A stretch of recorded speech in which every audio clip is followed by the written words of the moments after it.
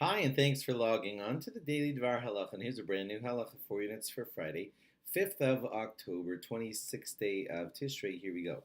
We're going to start a unit now on the laws of taking medicine on Shabbos. Now, let's start way back at the beginning. Really, officially, in the Torah, there is nothing pretty much in our Torah that says, thou shalt not take medicine on Shabbos.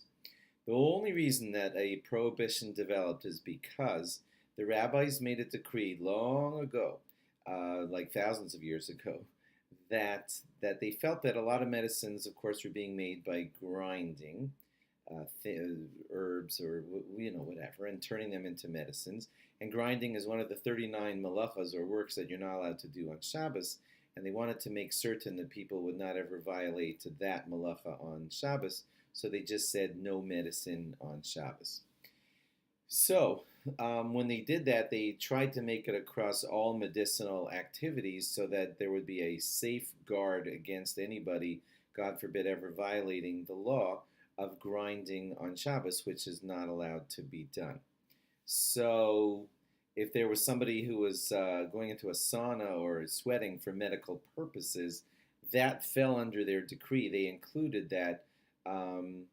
Because they felt that anything like that was under the general category of doing medicinal things, and they prohibited that. When we are going to get into some of the leniencies are not because we say, oh, forget about that. It's just because the rabbis didn't put their decree on certain situations. Like, for example, let's say you want to do something to protect a wound from getting infected.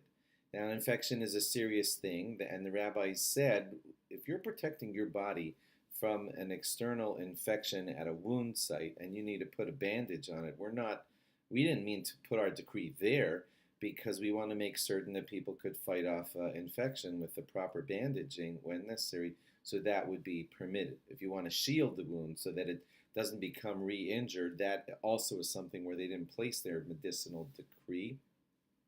And so you would be allowed to shield a wound on Shabbos also.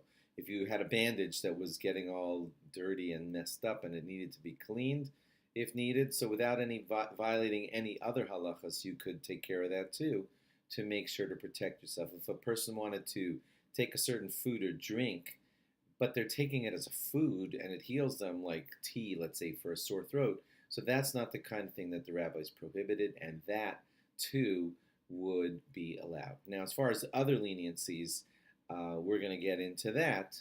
What about how I have to take antibiotics every day for the next 2 weeks? So, there'll be leniency there too, but we'll get into that hopefully over the next few days. Thanks for logging on, and log on again after Shabbos for more. Bye-bye.